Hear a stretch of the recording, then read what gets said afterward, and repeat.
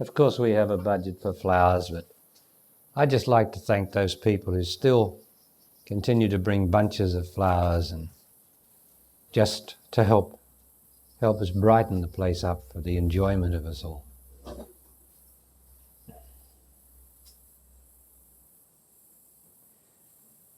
Now I want to talk a little more about the effect of sex and the effect of love, the distinction between the two.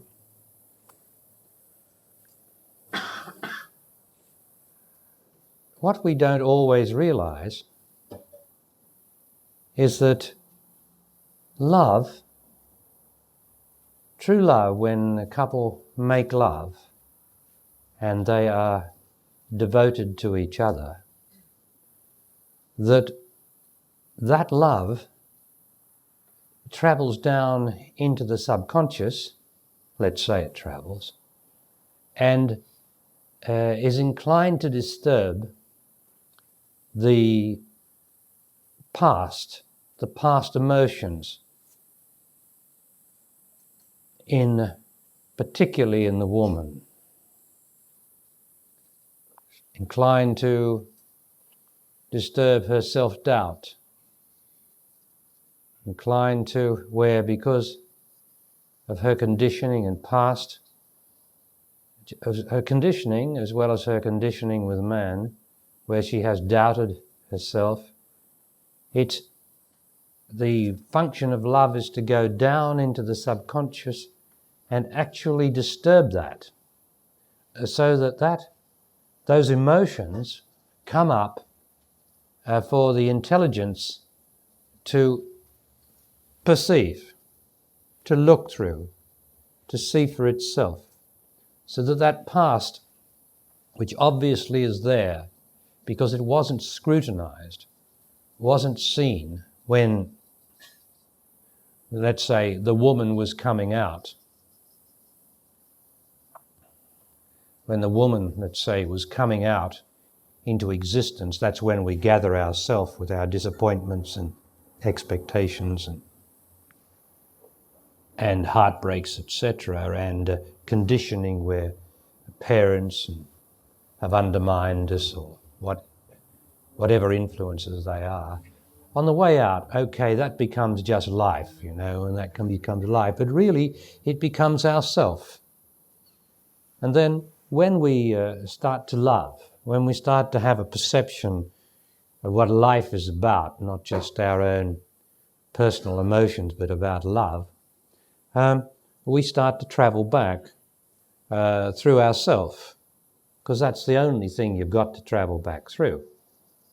And when we travel back through ourself, we don't really recognize it. Because it's ourself, we come back into these emotions, and they rise up and they take us over as though it was their time, as though this now was their time, when really their time is in the past.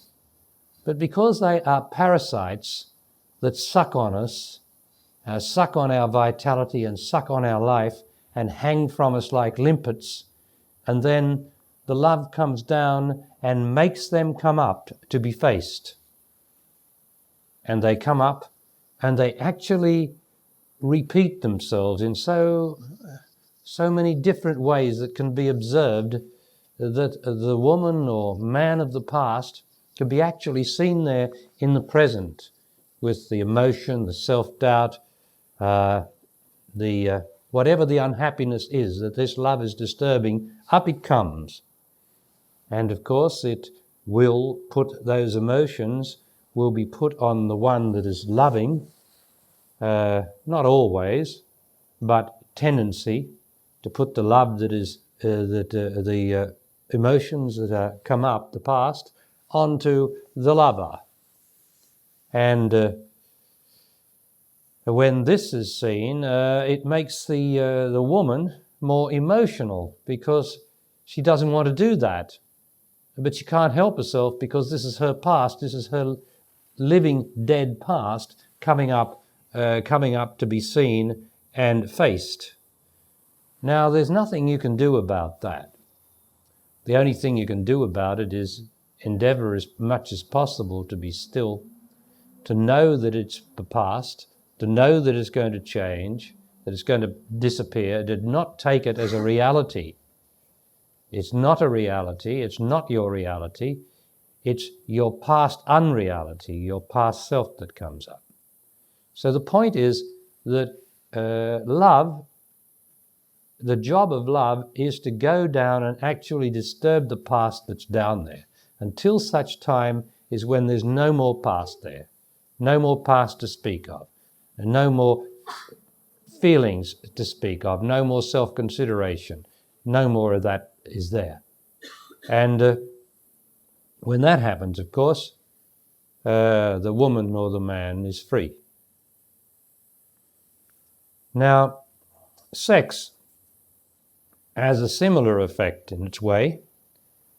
The sex disturbs the emotions, but it's not a positive disturbance such as is love.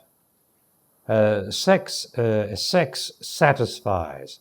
Sex satisfies a passing need, a passing want, a passing desire. It satisfies that. And so in the action of sex, often, until one discovers that I only want love, the action of sex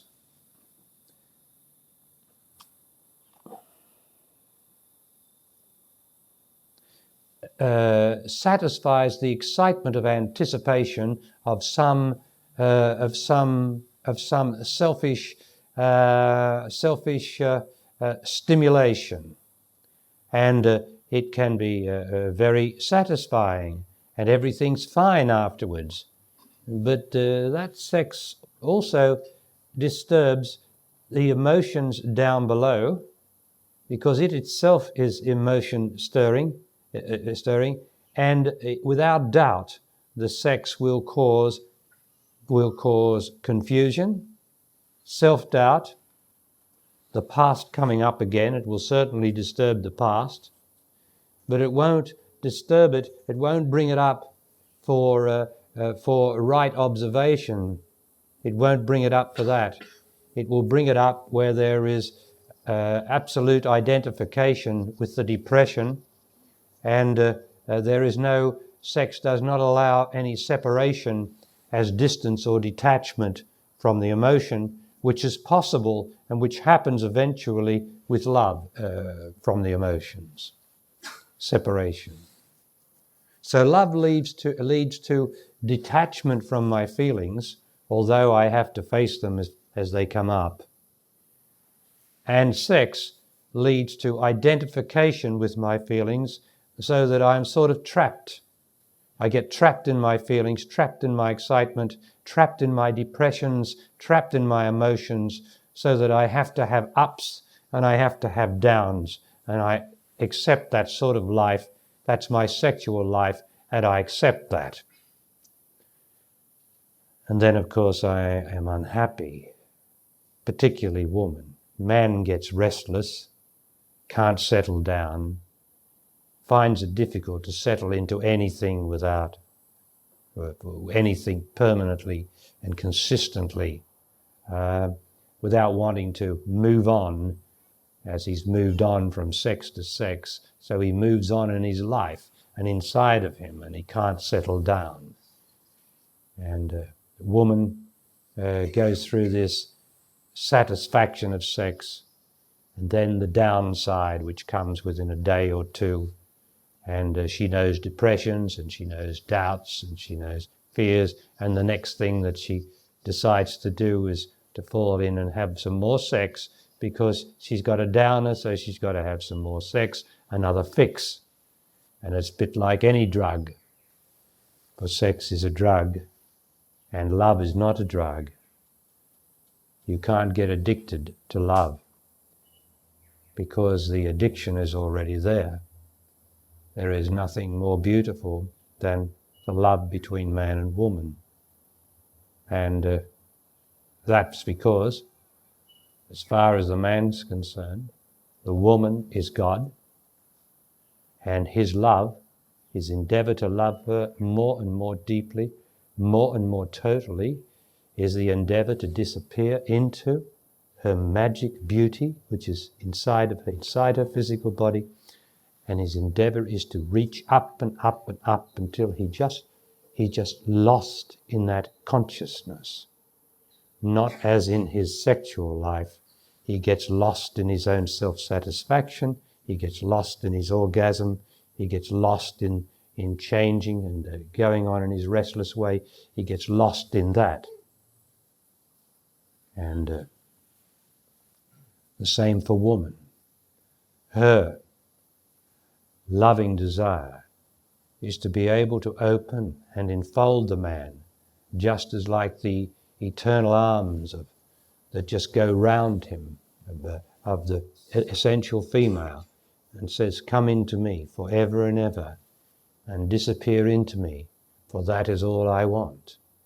For woman has the means for the man to disappear into her, as he has the means to disappear into her by his very means of loving her. What I call travelling up her magic stream to the source of consciousness, which of course is God. But that requires love. You cannot travel up a woman's stream with sex. It's just utterly and completely impossible.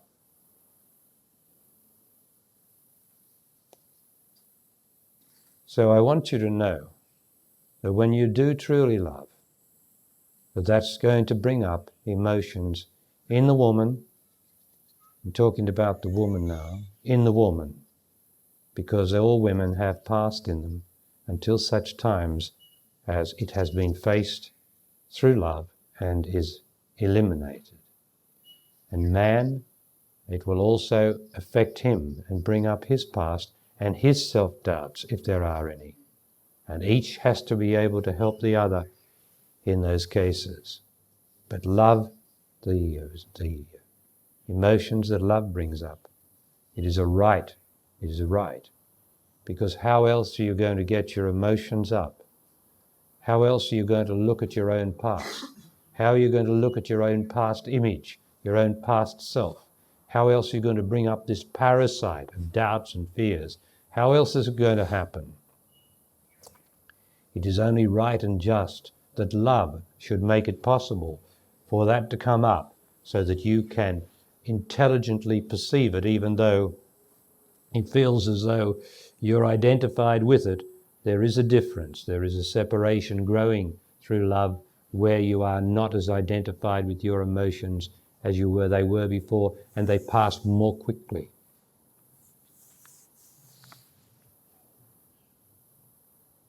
Now in all this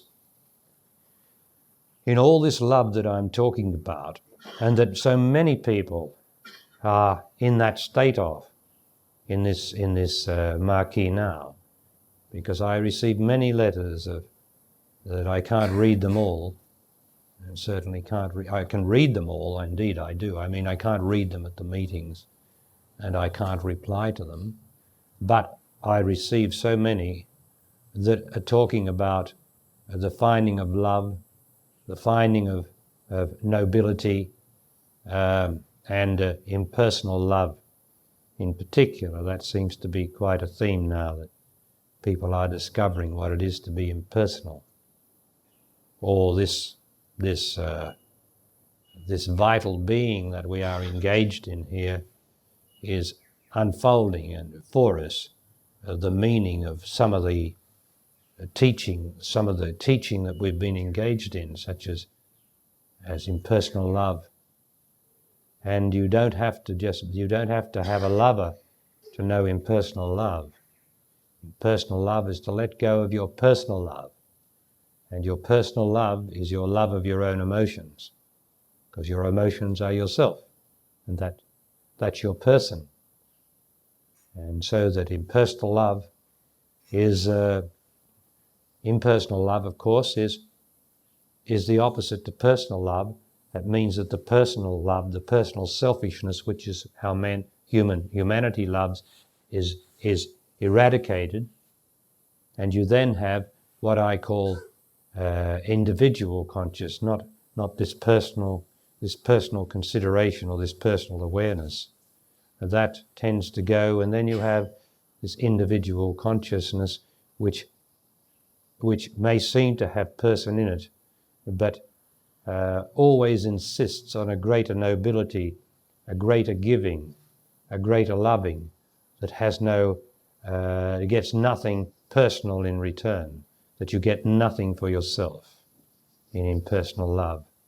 And the mind shrieks out in that case and says, "Oh, what's going on here? I mean, this is disaster, this is terrible." And the being, the intelligence, says, "No, this is right." And no one really discovers impersonal love. They might know all about it, but to discover it, you have to go through that, where you have to do things or be things or have things done to you by life against every expectation of your mind and what society would normally consider to be love. Because love is not bound by man's mind and man's expectations and man's structures.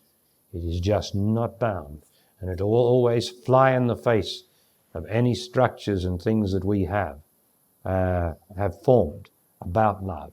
Love will destroy them, and each of you in your own way will have that personal love destroyed in some way or other. And that's what heartbreak is called, isn't it? The destruction somehow or other, an opportunity to separate from my personal love, because heartbreak only comes from personal hanging on. And heartbreak is the opportunity for me to see why I am suffering, to see that intelligently, which the whole of the human race just about never sees, because the human race is not intelligent, knows nothing about God.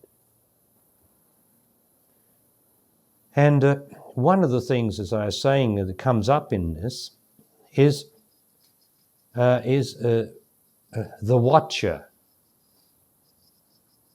Behind everything is the watcher. Some people have called it the witness, or the watcher. Now, the watcher eventually, or its origin, that means in everybody is the watcher. The thing that does not involve whatever in what you are doing, in what you are doing. It is always watching, it is always there, always seeing what is going on, but not involved in the slightest. Now, at its deepest point, that is what I call the Lord. Remember the story where the Lord appeared in this woman to me and almost indignantly swept aside any personal person in that body and said, "Of course there's no person here. It is I." That is the watcher that watches everything, that records everything. Every minute that you live, it is being watched, and not only watched, but recorded in another place. In your vital being, every moment of your life is recorded by the watcher, and is recorded rightly and beautifully and perfectly with many, many dimensions that we don't know about, because the watcher is completely detached from any engagement, any attachment to what is happening in your life. Always looking out, always there, always watching, always behind the scenes, yet it is your scenes, it is your scenes.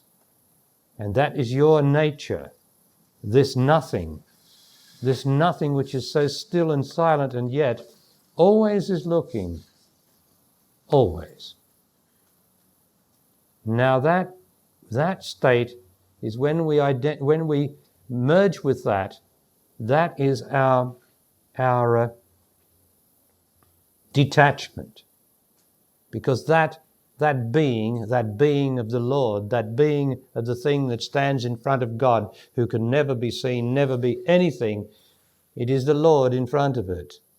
The one who is in existence, the divine one that's in existence, is the Lord. still and silent, never moving, and yet all-powerful and all-penetrating of each one of us. And that Lord is individual consciousness. And it is possible for each of us, once we have, or the more that we give up our personal awareness, our personal considerations and personal selfish love, the more we are able to have insights and connections with, or realizations of this Lord, this incredible power that is nothing, which is behind everything that I do and is always there.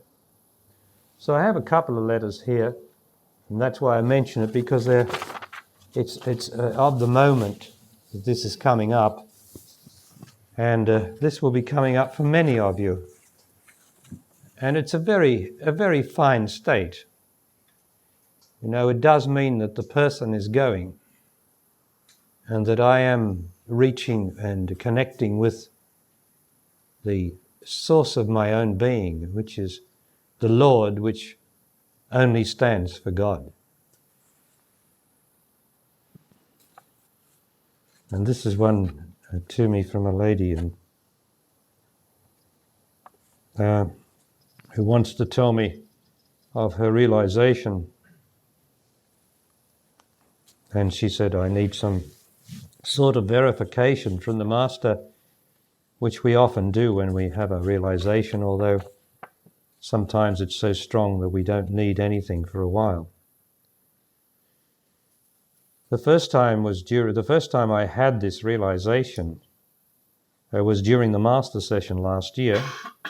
And in September this year, I was sitting in my garden gazing at a japonica bush, which was ablaze with colour.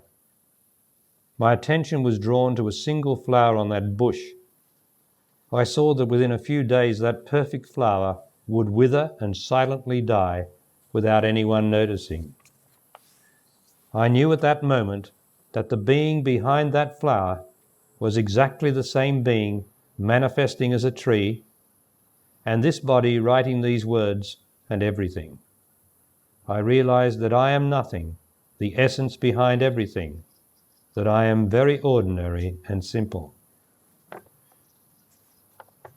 I also saw at that time that if only I could give up my selfish need to be personal and my need to make my mark and become something, quoted, then everything would simply fall into place and be fine. On the first Monday of this Master session, I again experienced this wonderful state. This time I saw that I was part of God and that God was in me and always has been, that God was in everything. Again I knew that extraordinary sense of nothing, of pristine stillness and indifference to any of the day-to-day turmoil and emotions that we ordinarily know as everyday life. That stillness is the watcher. It is magnificent and profound and almost defies description. It has not left me. It is me. Even so, by Wednesday, this experience had settled down and was beginning to feel very ordinary, so ordinary, in fact, that I was beginning to doubt myself. I was very grateful, therefore, when you talked about that very thing during one of your talks.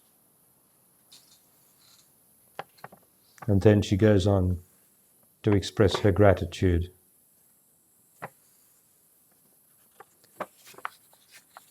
So she refers to the watcher, the magnificent one, the pristine stillness, the being, me. They are all the same individual consciousness, which is the Lord consciousness that is every one of us. You cannot be God, but you can be the Lord. You can realize the Lord. And in realizing the Lord, of course, the realization goes right back to the realization of the impossibility of God, which is the reality of God.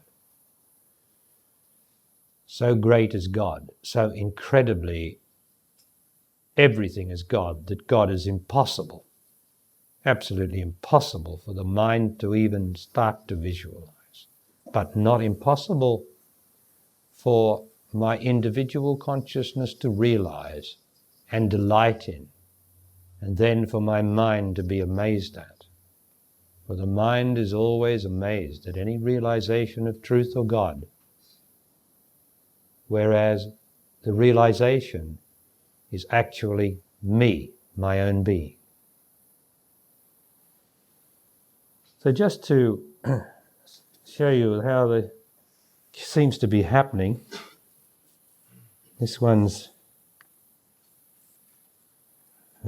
Wednesday AM. It's a lady who says, Wednesday AM, though now forever. She starts off, I acknowledge life. Dear Barry, thank you. Early this morning, while asking inside for help on another matter, what I actually am was revealed to me. These letters are just showing the power that is here, that is available for you, each one of us, to go still and realize these things. Although many of you will have realized these things and not have written, I understand that. But to talk about them just reaffirms that there's something here, a stillness and a presence of consciousness that is helping every one of us. I saw, touched, sensed, and above all knew, and so now know, that I am not the material appearing to form my physical body, nor the mind whose rapid, almost frenzied movements could be seen, in fact, as infinitely slow. The still, patient, watching silence, the endlessness behind, is what I am being.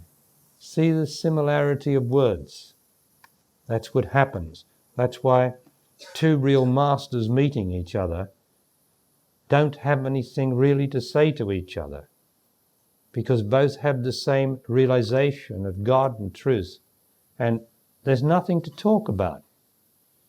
You know, people have said to me, other people in teachings and methods and healings have said, now, will you cooperate with me in bringing more love and peace into the world, because we're all engaged in the same activity? And I say, no, I will not do that. I do not do that. Because if you are of the consciousness that I am, then you know that everything is fine. There's just what I have to do is what I do, and what you do is what you do, and you shouldn't need any of my assistance to do that, because that comes from your own immediate realization of truth. So what's this cooperation business? It's of the mind. You don't need any cooperation. So, two realized masters really don't have anything to say. I'll tell you that, as I wrote in one of my journals. If ever I met Free John, whose favourite antics are to keep changing his name all the time, because he keeps realizing a deeper part of himself, and so he has to change his name then to express that he is God, and then he's God Almighty, and then he's God Absolute, and then he's God Absolutely Absolute, and then, and all this rubbish, when really, as I said in my journal, I'd say, well, hello, John. His name was, where did I get that? John Franklin. Franklin John, that's right. And I think in the journal I got it wrong, but I said, hello, John. Good. Okay. Good to hear you well if you are. Well, let's have a cup of tea. What else are we going to talk about? You only have talks about it when it's not there. That's when you have talks about it. Otherwise, all you can say is how beautiful it is, how wondrous it is, how ordinary it is, how natural it is. And because everything's natural, you don't run around talking about the leaves on a tree, do you?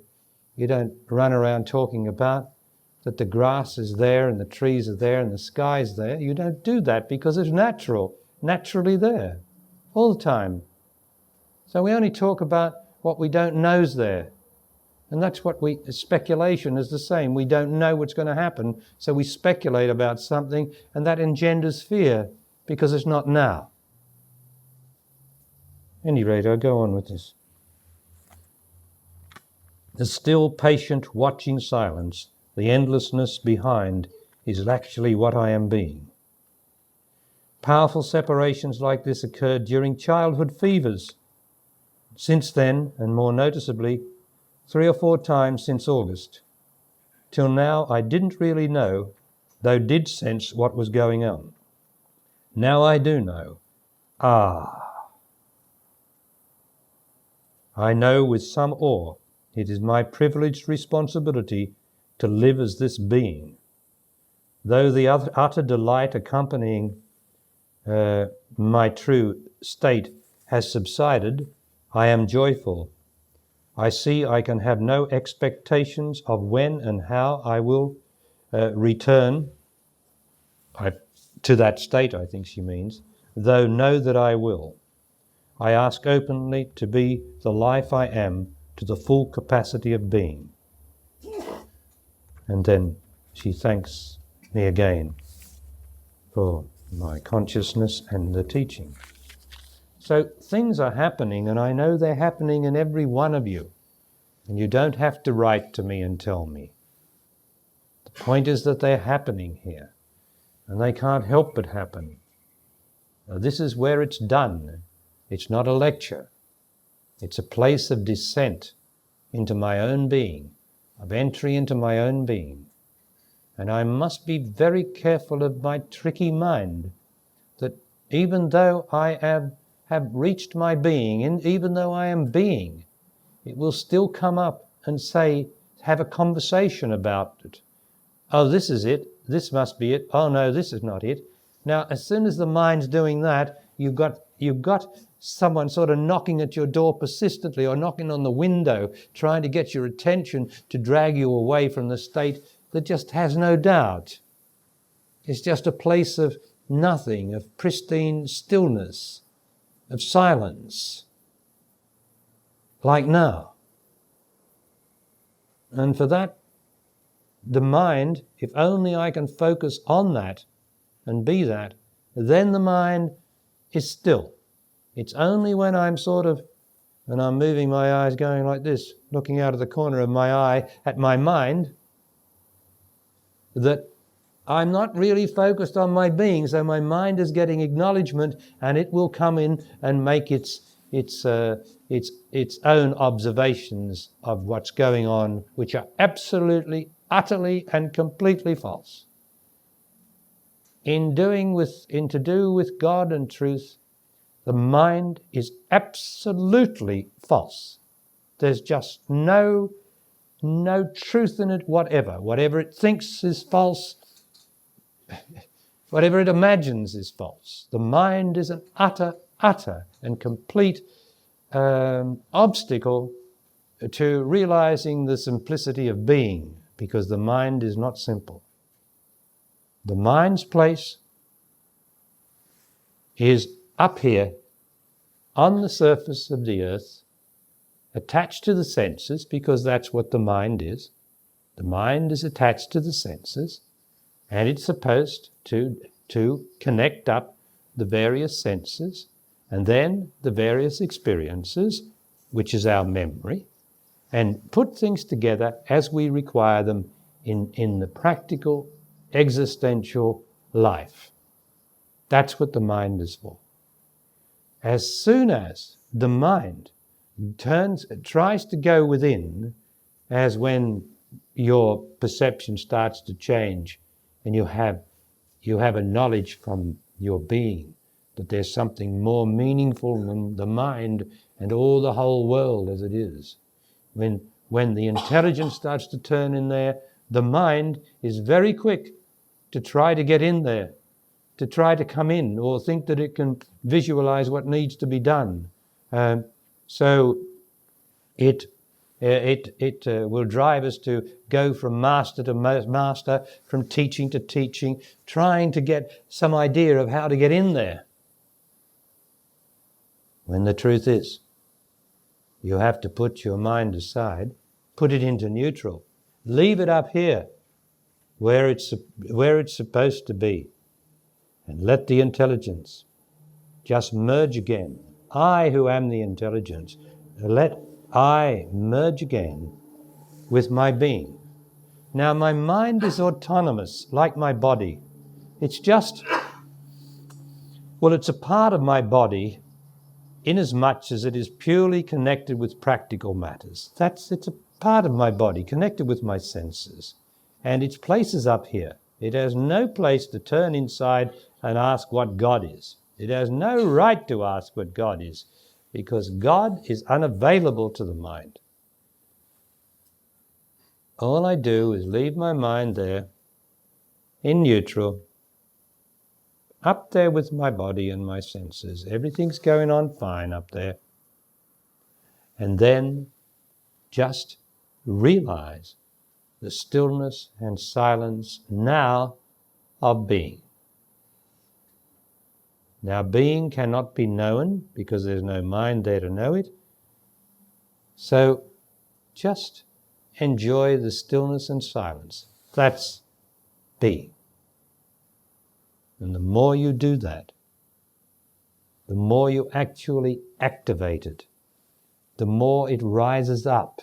The being actually rises up through the consciousness, through the self, and informs the intellect. I am here. I am here. And that happens more and more, so that the doubts that the mind tries to throw up, you separate more and more from the mind's doubts, because you have the immediate knowledge of being, like now. So I trust you are in being, you are being now. Now it's nothing, it's just there, it's forever there, it never moves, it never changes, it's forever, and the only thing that moves is my mind and emotions. As soon as they stop moving, boom, I'm there. And I must not let my mind question. I must just be what I am. Be what I am, being. Now close the eyes, please, and just rest in peace in this beautiful place where you don't have to even see anything now. With your eyes open, you can just rest in this place. It's like deep dreamless sleep, where the whole existential system is nourished and by the sheer collapse into being, rejuvenated, revitalized. And it is the being that revitalizes us in sleep, when our minds and our emotions are quelled, and we just sink into this beautiful state of absence of activity, absence of knowing anything whatever. And we are doing that now.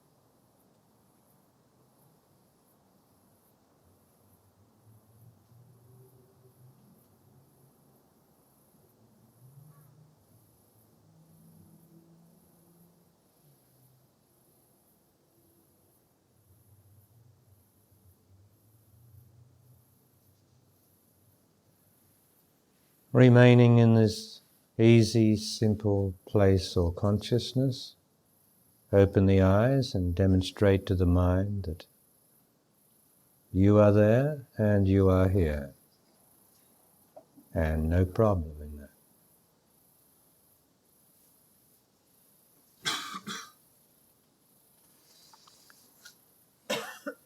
Now, as a lady who gave up smoking here, please. How's it going? Very well. Very well, good. And there's a lady from Holland who goes to sleep while I'm talking. Is she here, please? Yes. How are you managing? Better? Good, good, okay, good. Now, would anyone like to ask me a question? So we'll start here. Yes, this lady? No, as a matter of fact, it's not a question. I don't have a question, which I think is funny, but I don't have a question. I don't have a question. But I want to express my gratitude for your teaching, and especially the part where you speak about sex.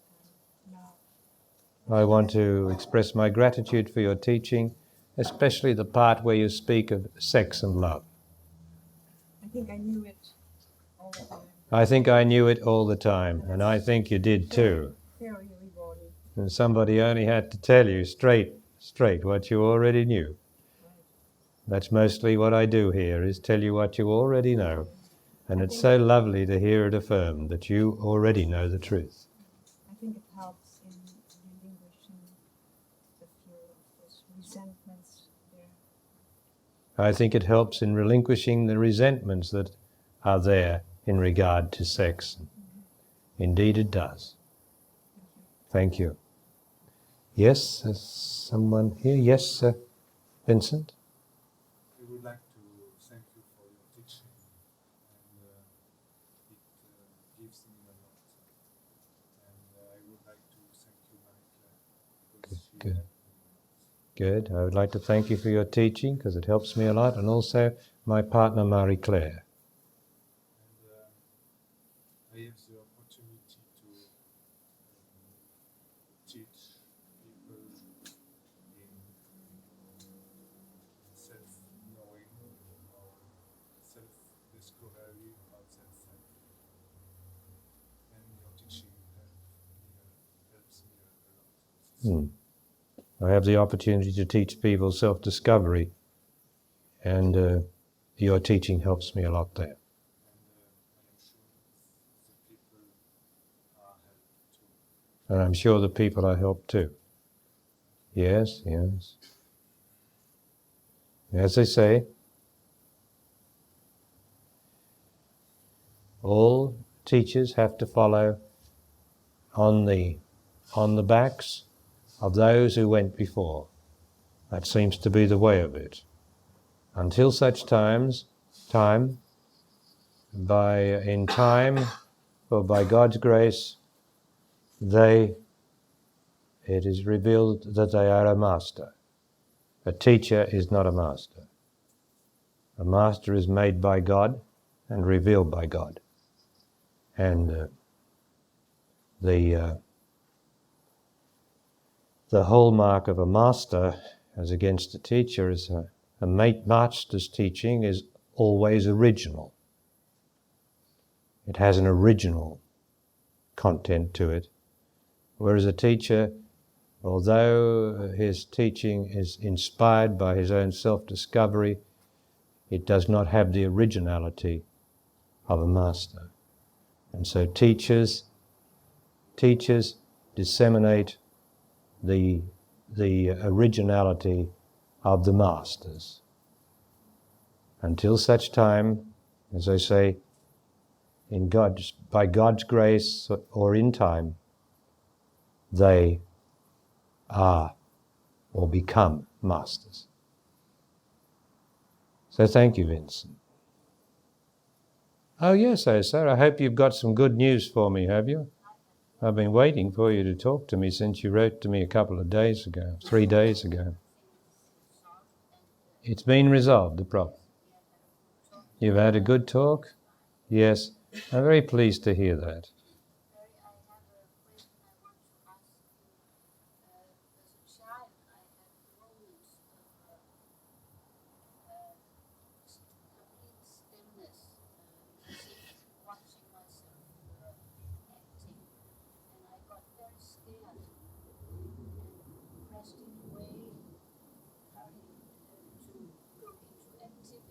Yes. I really thought I was insane. Oh, yes. I dared not to. As a child, I had these moments where I was sort of watching myself, and I became very scared of that due to the conditioning and the people around you, and always tried to go into activity to get rid of it because it seemed insane or seemed just not natural. So I pressed it away and it stayed away for some I time pressed it away and it stayed away. until it now lately it started coming back. And just now I realize that it is I am going into me, into this complete stillness, just watching. But why am I so scared? Why am I so I have real fear for it and push it away. Just a few moments ago, when I was in being, I had this same stillness, and I was there. But why am I so afraid of it? Well, it's not, and push it away, press it away if I can. But it's not I who am afraid of it. It is yourself that's afraid of it, because it means the end of yourself. See, and that's the distinction. Anything negative is the self, and if it's afraid of something that is as natural as being me, then it's the self that does that, and we get identified. We think, why am I afraid? Well, I am myself to that degree, so myself is afraid. And you tell me how I get rid of that fear. How do I get rid of that fear? Only by continuing to go into me and to continuing to emerge inside this wonderful being that you are. And this thing that's frightened is not your being. That's yourself. And only by acknowledging your being and being your being do you gradually outdistance yourself in speed, so that you're able to be in being and not be dragged down by yourself. And that's the way to do it, apart from all the other things that you're doing in your life about negativity and getting your life right. But that's the most important one, is to acknowledge God. And God, of course, is my own being. And if I haven't got time for my own being, then it's unfortunate, but God can't help me, because I have to have the intelligence to spend as much time in sense of acknowledgement of my own being, and then that releases extraordinary powers in my life.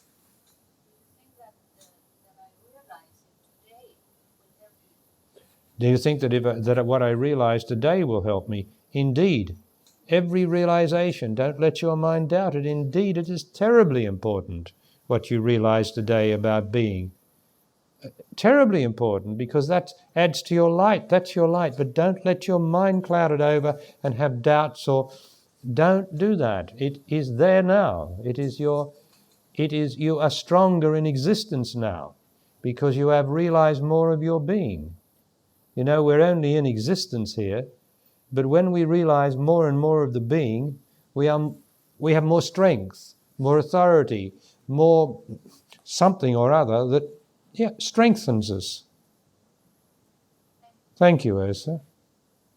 And another thing, you know, self-consciousness is that where we watch ourselves from out here, as it were, and we're conscious of, we think everybody's looking at us and everybody's listening to us. And so myself adopts a position like this outside of me and looking down on me. And I feel everybody's looking at me because myself is looking at me. But that's only because the self has taken over the action of the watcher. You know, the watcher is within, and the watcher has no position, whereas myself always has a position, self-consciousness, looking at myself, which causes me to be emotional. But the watcher without the self is just, as you've heard me describe in those letters, is my own being, like now. You know, there's a watching or a witnessing of everything that's going on. I don't have to be concerned with that. I just have to realize to some degree that it is going on. It's like in the night, the watcher is always there. And you can wake up and know that you have not been asleep, and yet you obviously have been asleep, and because you then identify or merge with the watcher, that thing that never sleeps. And yet, of course, you are sleeping, your body's sleeping, but there's this watcher, this ever-present one that never sleeps, and you can experience that at that time. Next question, please. Yes, this lady. Yes, Barry. I have a little bit of that self-consciousness you just describing and speaking to you. I have a little bit of that self-consciousness that you were just describing speaking to you. Now that's your self-conscious of yourself.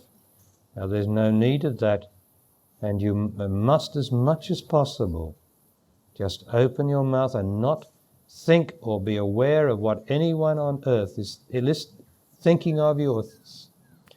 You just got to get rid of that. It is possible, you know, to be ordinary. To be self-conscious is not to be ordinary. It's to hide from something, and you don't need to hide from anything. You're just what you are. So please, yes? Yes, so I want to speak to you.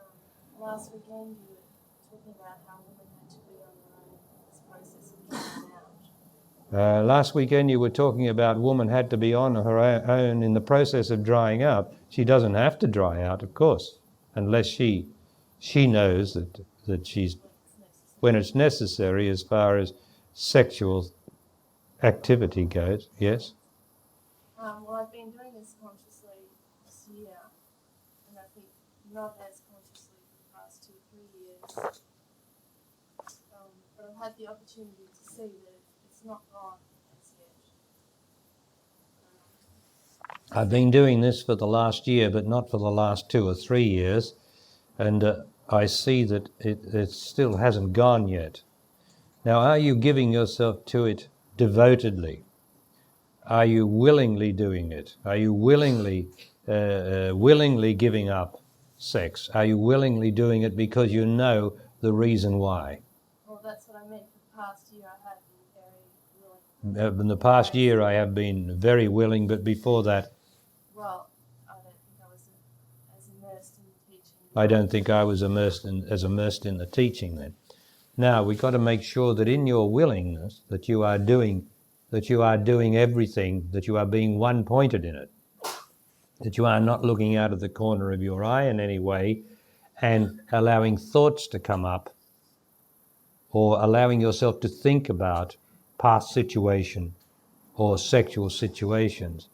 They might come up, you know. You can't stop a picture from coming up. You can't stop that. But there's no need to think about that picture or what it suggests, and no need to give it any continuity at all. Are you doing that? Yes. Good. And what about your friends and the company that you keep? Are they sexual, or, you know, if that's around you, then that makes it extremely difficult. Well, back home I haven't got that many people that I associate with at all, really. I'm pretty much on my own. It's been lovely to be here and just affirm what I'm doing with all these other people around. Yeah, back home I don't have that many people around me, but here it's been lovely to have been here and be with people who are of similar intent as I am. So, look, I know there's no. It's quite easy, and you should feel, or people should remark on something about you that you look better or something or other. If you do this rightly, there'll be someone, it might be only a stranger, remark to you about something, because it is a gradual process of eliminating something that is going by your celibacy. And this celibacy has a good reason, you know. it's got purpose in it, so that you will come out when you're ready, and a woman with power, and of course when we have a sexual momentum in us, we've lost our power. And that's why you're doing this, of course, because you don't want that anymore. You're a woman, and you've heard what love is. So, did you want to ask me anything else? It's possible to be completely rid of it. Is it possible to be completely rid of it? Well, I wouldn't talk about getting completely rid of anything, right? But I would say that it doesn't bother you. It's not a bother. It's down there, and we can never indulge it. We can never indulge it in any way, whatever, because it's like some monster down there in the subconscious in all of us, which is waiting for the opportunity to rise up in us. Now that becomes less and less the opportunity, because we learn more and more not to make sexual connections with things. And so that keeps this thing down until, but I would never say that we're all absolutely free of it. Because where I come from, you see, the sexual act, the physical act, is sexual.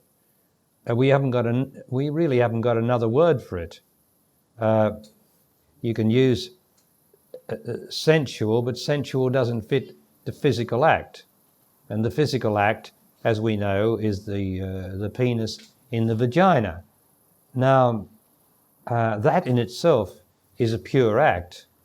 But as soon as the mind and emotions get hold of that, it makes it not the pure act that it is. It's just a pure action.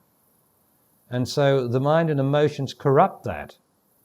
And what we've got to do is starve the mind and emotions of the freedom to think about things connected with that act, to think about that act when it's not happening.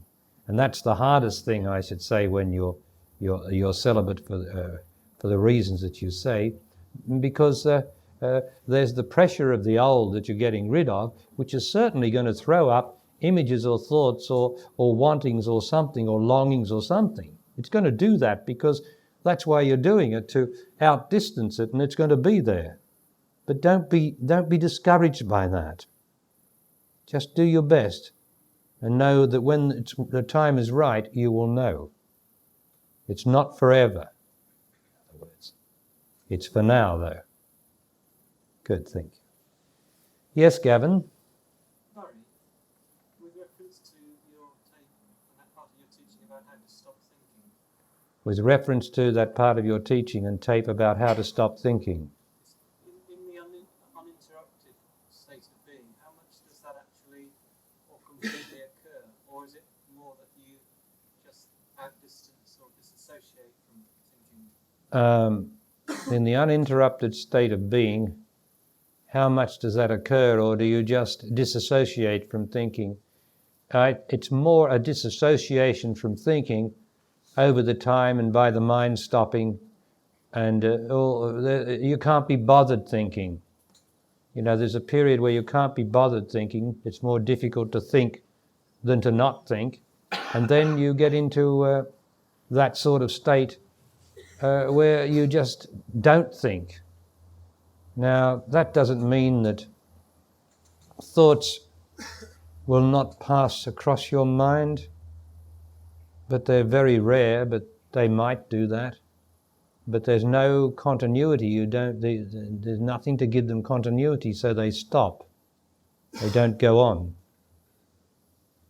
So I don't like to say that anything is perfect or anything is complete, because that's not the truth in this existence. But enough is enough. And if it gives freedom, because thought is fear, all thought is created by fear. And if you have no fear to speak of, then you have no thought to speak of, and that's good enough. So I would not like to come down and say, like it can be said, the mind is absolutely burnt out and there's no mind whatever. Now I know that, but I don't like to be that precise about existence or things like that. Because the people who are still endeavouring to get rid of their mind, that sounds almost impossible when they're in the midst of it, and it's not. It's not impossible at all. You gradually stop, and you have climacterics where the mind does stop.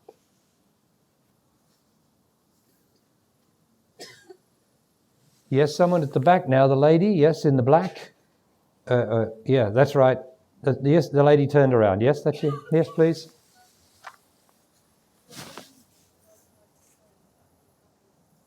Excuse me, I wonder if you could stand up. It might make it easier for me to hear you. Thank you.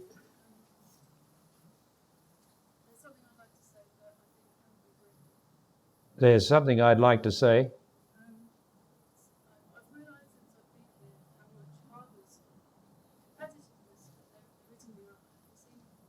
I realise since I've been here, how much hardness did you say?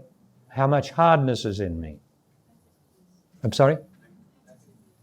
And competitiveness. Hardness and competitiveness is in me.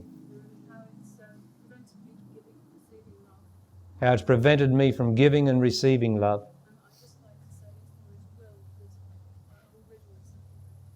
And I'd just like to say that. And my will?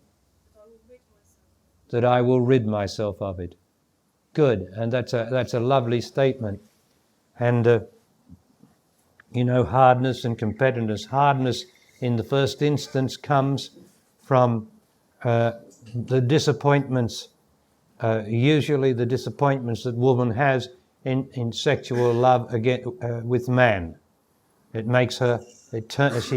She gets hard as a form of protection against his sexuality, and she gets hard out of her resentments against him, and then she when she gets hard, she's sort of calloused, and then she can't feel as much life in her and as love in her, because the hardness covers over the life, and she starts to feel an absence of life, and then often that can lead to and other causes can lead to a competitiveness to try to get some, to show that she's got something, that she's worth something, to compete with others.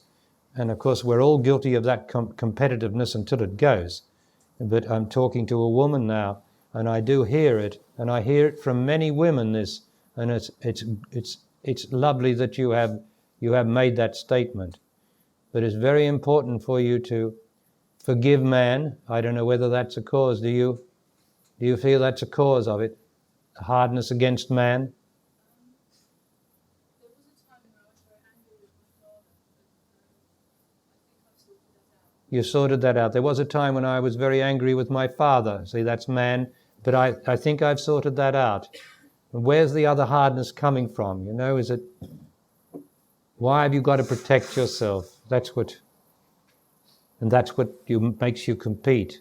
And you're not going to compete anymore, are you? You're going to be the beautiful woman that you are. You're going to be me, just walking around doing what you're doing your best, which is all you can do. And if anyone wants more of you, you say, I can only do my best. If that's not good enough for you, well, I can't help you. I'm not the person for you. And to give up competitiveness and to give up judging yourself in any way, and just being the woman that you are. But I'm very pleased to hear you say you are willing to do that. And you will feel a life come back in you. And I'd like you to write to me. How long have you been in the teaching? About a year. I'd like you to write to me sometime when you start to find a difference happening after all the things that you are doing that the teaching suggests. When you start to feel some life and some new authority coming into you that makes it unnecessary for you to protect yourself with a hardness. Thank you. Yes, this gentleman? Barry, will you talk a little about man's need? Is 10% need something to do with Yes, will I talk about man's 10% need for something to do? Well, I don't know. I think it's pretty well demonstrated, isn't it, that he likes to have something to do?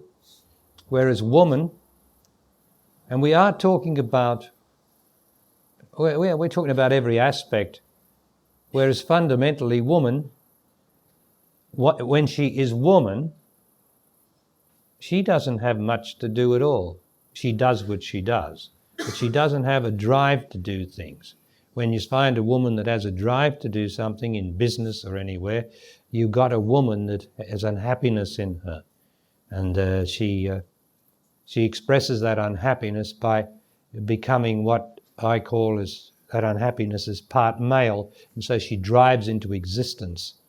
And I say that's an unhappy woman who does not know love, of course, because that's what makes her unhappy. And because she doesn't know love, a woman who doesn't know love tends to follow man, because woman tends to follow man. Every woman will tend to follow her love, which is man. And so in the overall scheme, woman will tend to follow man. So man has set the example of feverish activity because he has to be engaged in activity. And so woman tends to follow him when she's unhappy. That's all she's got to do, is to use that energy up in some form of activity that follows man. Now that also applies to sexuality. A sexual woman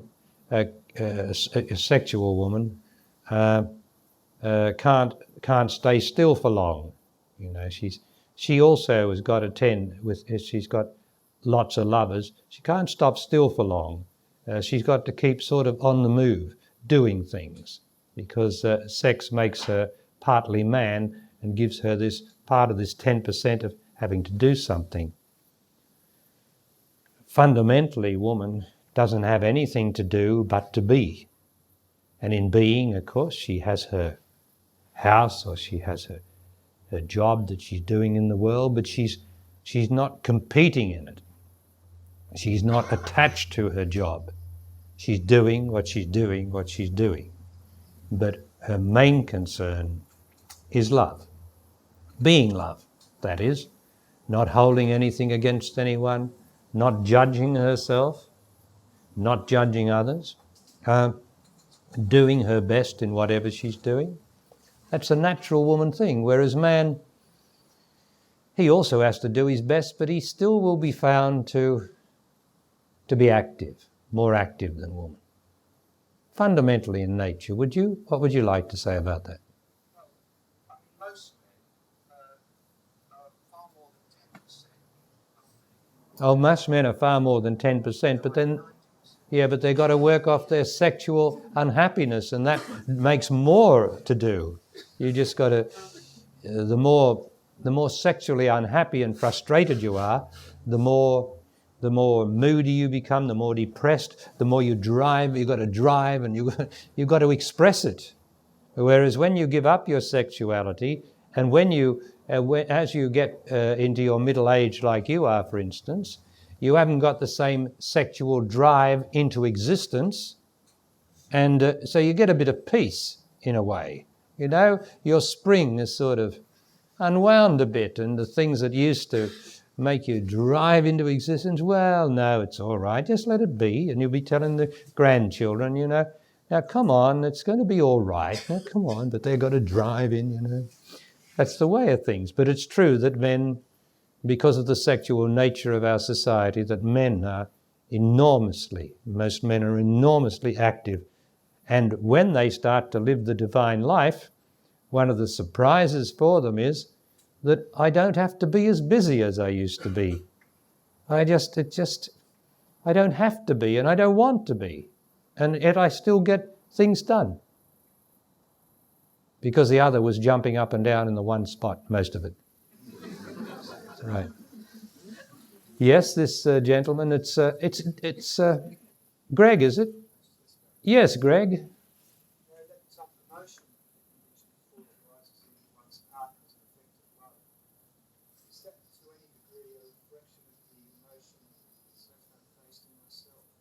is that emotion you mentioned earlier that rises up in the partner as an effect of love, is that in any way a reflection of the emotion in me?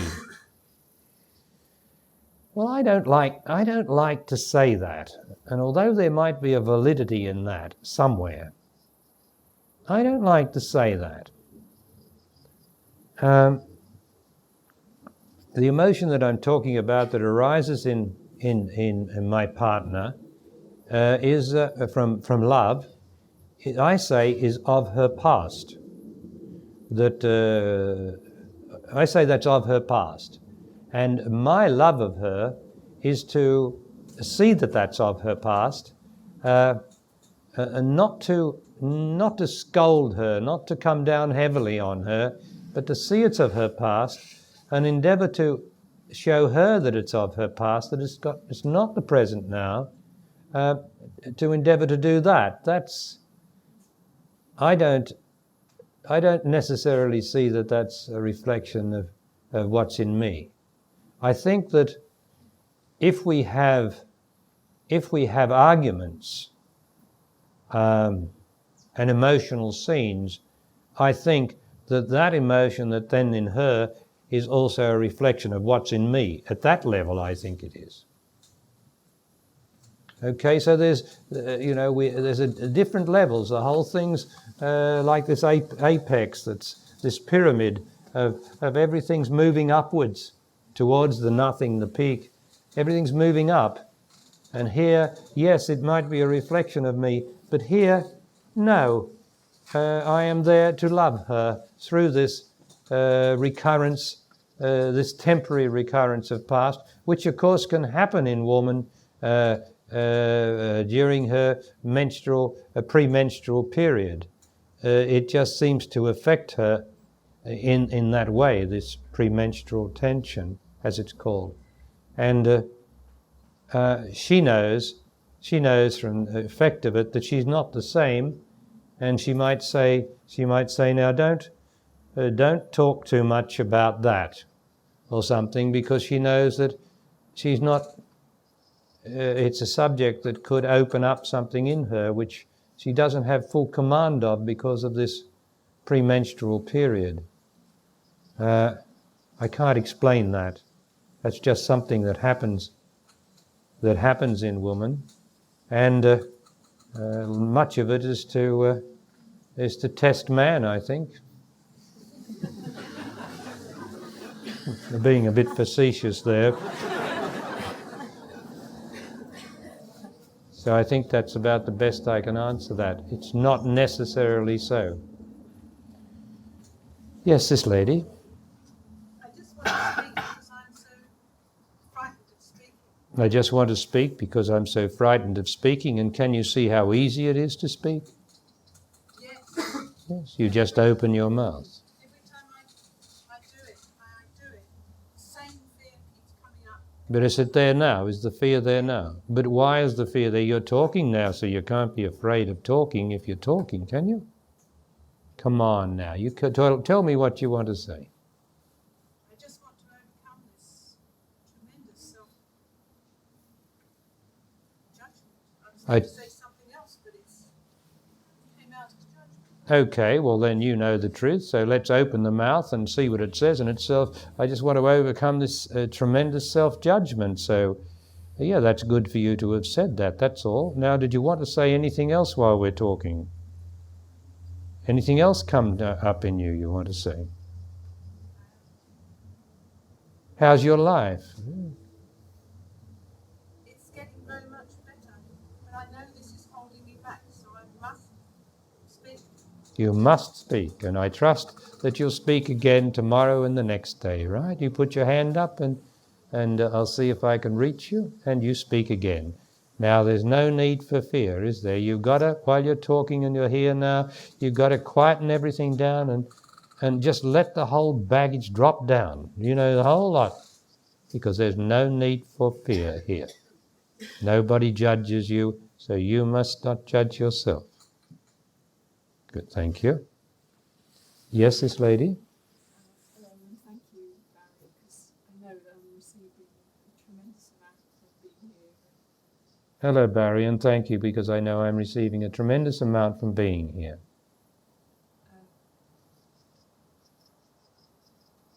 In my life, I'm acknowledging me and facing up to emotion as much as. In my life, I'm acknowledging me and facing up to emotions as much as I can.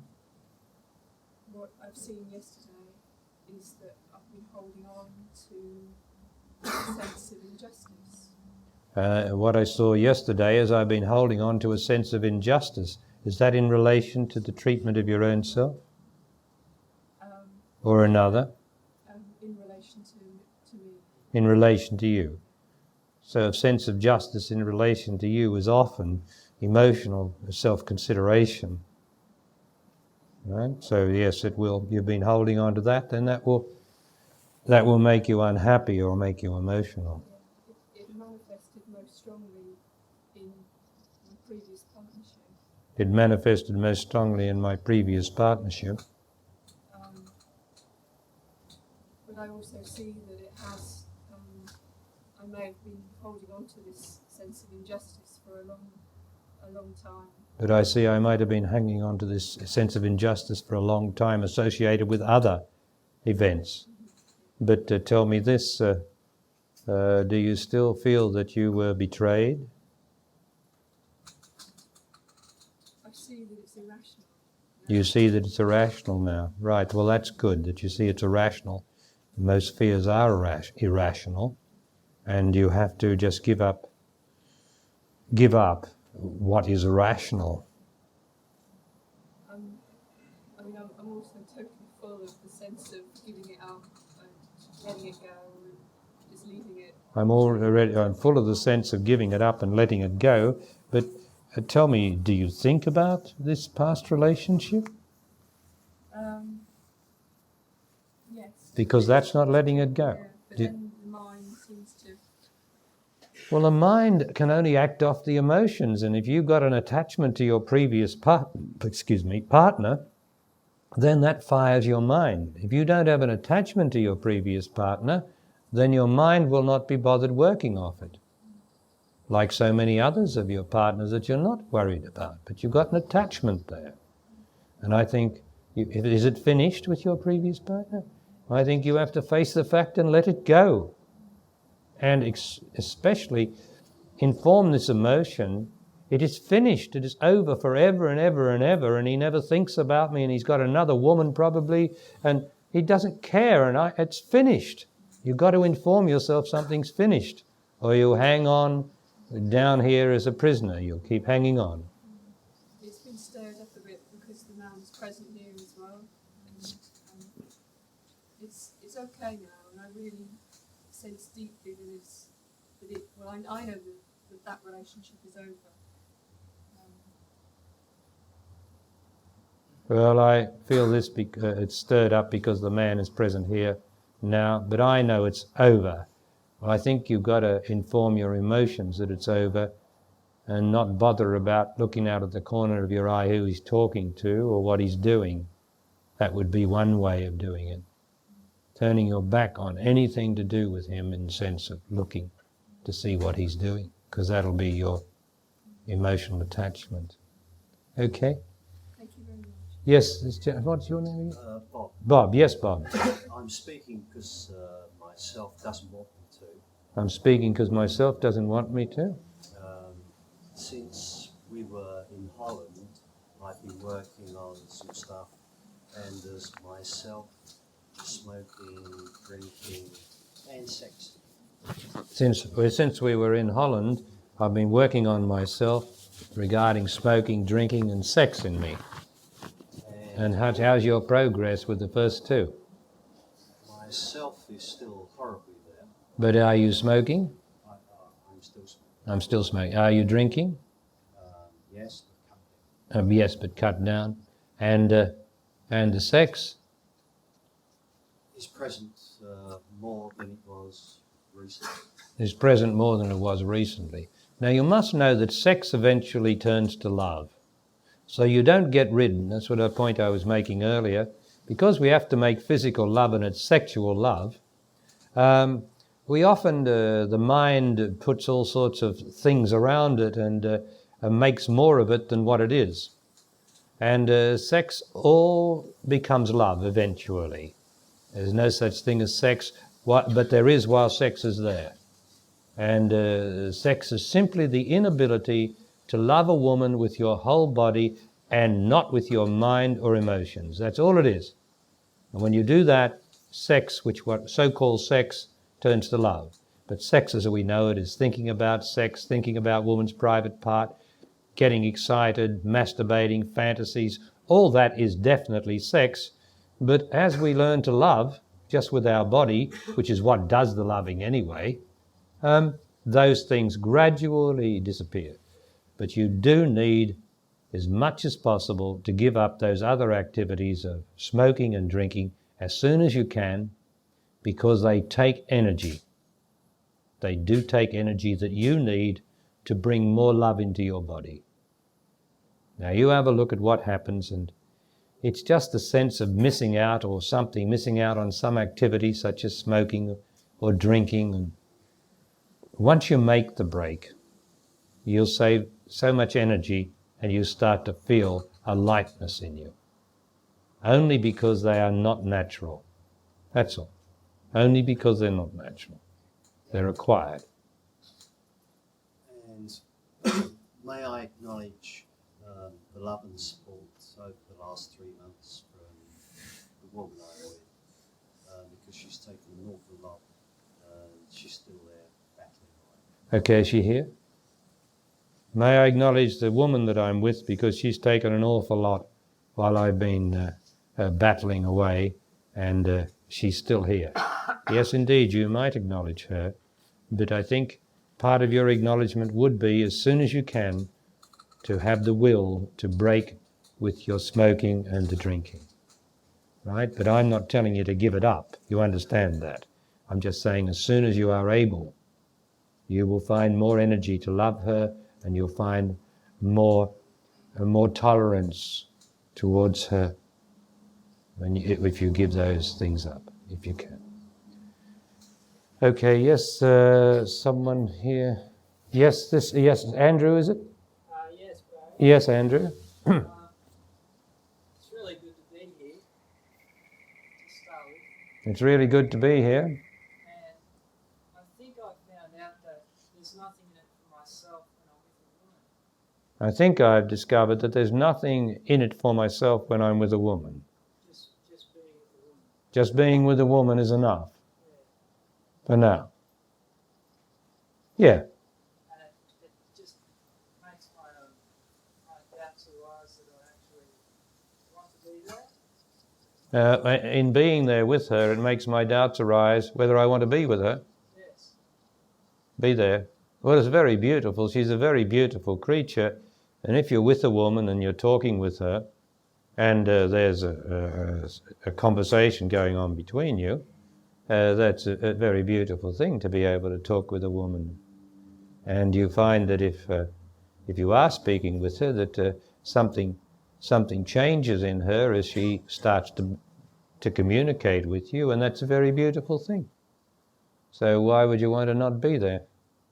Do you think you've got a fear in you of what to say next, perhaps, or what to do next? Yeah, a little bit. Yeah, I should think so. So, all right then, so the best thing then is to tell her, well, I'm not sure what to say next, so I'm feeling a bit uncomfortable. And she'll just laugh or something or other. And, you know, if you can be open as you possibly can, sort of innocent, a woman just softens, and when she sees you're not trying to project yourself as something, she'll just soften and help you. So Andrew, I think you should be there more. Okay, thank you. Yes, who was it? Manfred. It seems to me that time is speeding up, and I wonder if it's a personal impression, or is there a universal truth to time being faster? Yes, Manfred says that there's the impression that time is speeding up. And is that a universal thing, or is that just that I'm getting faster? Well, let's deal with your own individual experience of that. It means that you are getting faster because time speeds up and things slow down. Is that right? Yes, as time speeds up, things slow down. And that's what will be happening to every one of you, because that is the spiritual life. And as things slow down, you have less to do, and yet you get things done, and less activity, less anxieties.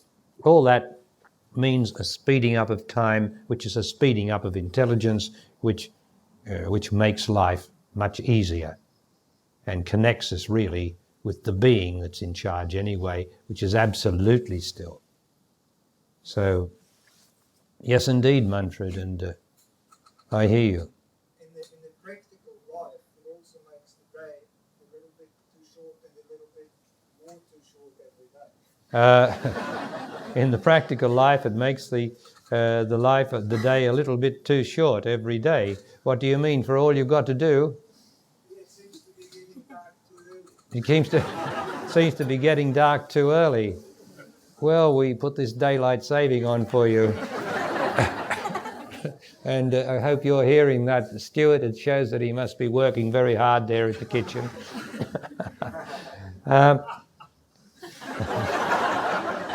So, yes, Manfred, I'd say you're doing all right. Now, you're a man that I see that's always got an open, willing smile on his face, who's an open man, and like other men around you, but I don't think you've got many problems at all if time speeds up for you. I think you'll make it in the hours that you have. But of course, Manfred's got a goat, and he's got a baby, and he's got his woman, and they live in the middle of the forest, and there's all the firewood to chop, I suppose, and he lives a real rustic life, and they do. And oh yeah, you need as much daylight as you can, don't you? You're all right, Manfred. So yes, this lady. I'm realizing that I have to learn to receive love. And I'm very grateful for the very loving man I'm with. What's his name? Wayne. Ah, yes, Wayne. Oh, that's good. I'm very glad to hear that, Wayne. When we're making love, the emotion comes up and I just burst into tears because I'm so overwhelmed with love. I've never had that before. Ah, when we're making love, sometimes I'm so overwhelmed by the love I haven't had before like that, is that I burst into tears. And yes, I can understand that emotion rising. It's such a relief. Such a relief to have that love now. It's such a relief. It's not his, no, of course it's not his, but yours is a gratitude and a love for the love. But at any rate, that will pass, and just love him and just be grateful to God that has brought this to you. And because he's a good man, isn't he? He's a good man. I know him. Good. Thank you. Yes, the lady behind.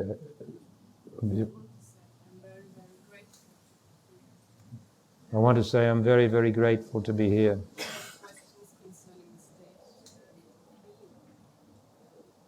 few days ago, I had an experience that I was very, very quiet and peaceful and just loved.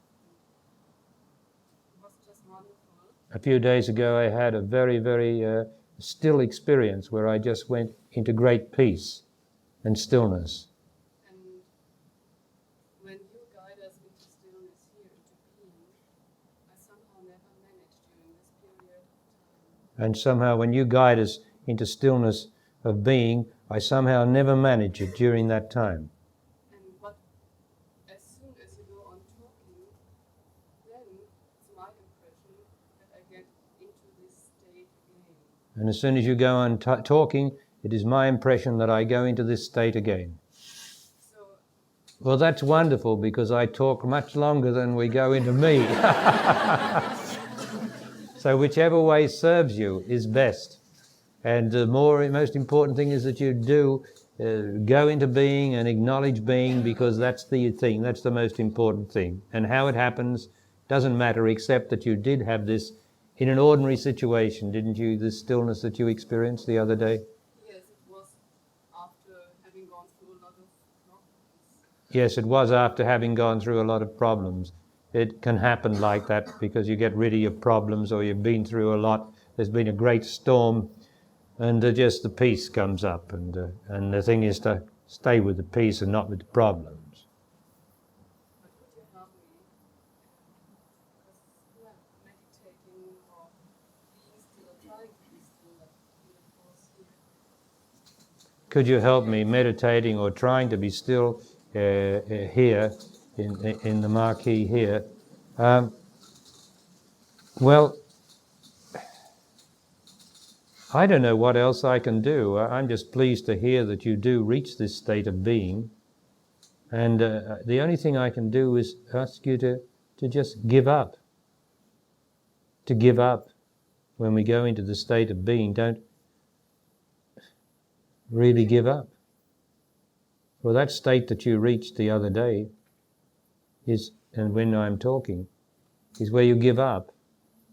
But when you're here in stillness yourself, you're sort of responsible for your own stillness. The other day it came to you without any asking, and when I'm talking it comes because you can focus on, just my sound and my voice. But when you're here, like when we go into silence, then you got to just do it. You got to give up.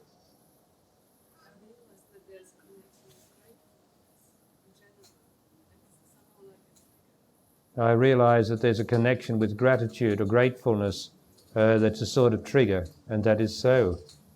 There is nothing like gratitude to trigger the state of being, because gratitude comes from the state of being. And then I've noticed that when I'm talking with people and looking into their eyes, And I notice when I'm talking with people and looking into their eyes, that also can be a trigger for me, and I can know the state of being. Is that so? I can be the being. Yeah. So you've got all these things going for you. I should think that in silence you should give up more and not start sort of ruminating when we go into me. There must be some sort of movement going on. Yeah, give it up. You can give it up. Yeah, you can. Yes, yes, yes. Sylvia, yes, Sylvia. I've been spending a lot of time with a man who I know from where I live, and the question come up is whether we're going to get into a relationship or not. I've been spending a lot of time with a man where I live, and the question that keeps coming up is whether I'm going to get into a relationship or not. I've been spending a lot of time with him here. With him here, I see. I've been spending a lot of time with the man here whom I live. We live with. You live in the same house as me. No, I just know him from the town where I live. You just know him from? The town where I live. Oh, you just know him from the town where you live, but you've been spending a lot of time with him here, and the question is, are we going to have a relationship? And while I knew the score with him, I had to wait for him to actually have to pluck up the courage to say it to me, to tell me. And this morning he did. What did he tell you? I had to wait for him to pluck up the courage to tell me, and I just asked her, well, what did he tell you? Well, I knew that he had a lot of ideas about the sort of woman he wanted to be with, and that I didn't actually fit that in. I knew he had a lot of ideas about the sort of woman that he wanted to be with, and I didn't really fit that. So that made you a little cautious, did it? Well, it made me. I needed to know whether he might change his perception, and I didn't want to put words into his mouth. I needed to know whether he'd changed his perceptions, and I didn't want to put any words in his mouth. So what happened next? He came up with the fors and the against. He came up with the things that were for and the things that were against. He came up with the things that were for and the things against, yes? And the things that were against the way down here. And the things that are against are way down there. So he's a cautious gentleman. At any rate, how do you feel about when you're with him? Well, I feel good in his company. I enjoy his company. He's a very sweet and intelligent man. I enjoy his company, and I feel very good in his company. He's a sweet and intelligent man, and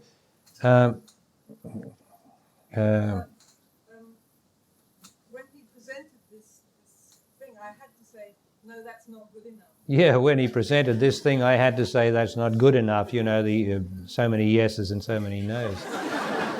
Yes. But for me, what was important was that I said, no, that's not good enough. And in the past, I would have said, oh, okay, because I'd always sort of felt like I had this self-judgment on me that I wasn't good enough. And so being second rate would have been okay. Yes, I hear that, and by golly, that's lots of women. She said that. She says that the lady says, Sylvia says that in the past, when the man came up with that sort of intellectual weighing up of the situation, she would have said, "Oh well, all right, that's okay," because in herself she'd feel that she was not good enough, and so that would suit someone who wasn't good enough. But now she doesn't have that in her, and so she said that's not good enough, and that's the right woman speaking like that.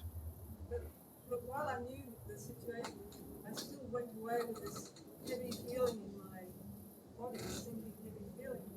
And later on, as I was walking down the beach, it sort of came up and I felt really emotional. And it just felt like the past in me was coming up. That's what I'd always done in the past, was just let myself be second rate, judge myself, presented that image. And now I'm ready to let it go and say no. Yes, so when I was walking along the beach and later the emotions of the past came up in me because I'd done that so often in the past, and now I'm entering into something new and I don't want that. Also, that past might have been a little fear that in saying that to him you might lose him. Well, I'm not afraid of that because I had... No, but would that have happened in the past? Oh, yes. That in the past, you see, this is the past coming up. It's the past that's coming up, not the present woman. The present woman who says it's not good enough and I won't have it any other way. When you go down the beach and you look at the situation, or the emotions come up from the past, when it was good enough for you because you weren't good enough, so you accepted it, those emotions come up, and they're quite unhappy emotions. And you've got two of you there then, the woman that you are now and the woman that you were, coming up in the present. And that's how it works. That's what emotions do. And you being as straight and as strong as that is a wonderful thing to me. I just felt like I had to declare that myself could hear it. Yes, it's good. That's right. It's good that yourself should hear it, because you are a different woman, and you mustn't let yourself start pondering on the past and let that stuff come over and overwhelm this woman, because it's a fundamental change that's happened to you, and you are good enough, and you will not underestimate the beauty of woman or the love of woman. You will not allow that to happen in you ever again, and that makes a woman of you, of course. You regain what you were already anyway. No second rate for you. No, good. Good, okay. Well, it's time. It's amazing how the time goes, isn't it, Manfred?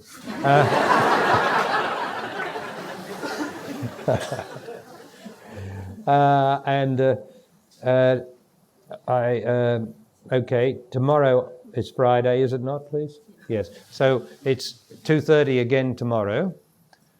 And I think Sarah might have something to say. She's running down the outside now, coming up.